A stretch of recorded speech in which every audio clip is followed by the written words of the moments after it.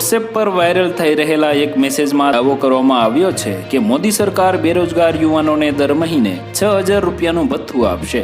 Viral થયેલા message મુજબ પ્રધાનમંત્રી બેરોજગાર ભથ્થું યોજના હેઠળ બેરોજગાર યુવાનોને માસિક ભથ્થું આપવામાં આવશે। જોકે એ નોંધવું જોઈએ કે વાયરલ મેસેજ નકલી છે।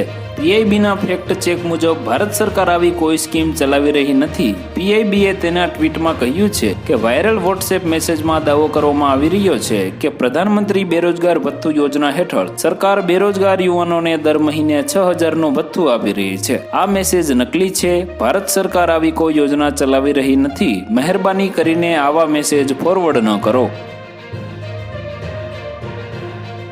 તો વધુ માહિતી મેળવવા માટે ચેનલ સાથે જોડાયેલા રહો। વિડીયો પસંદ આવે તો લાઈક કરી દેજો। ચેનલમાં નવા છો તો સબસ્ક્રાઇબ કરી દેજો।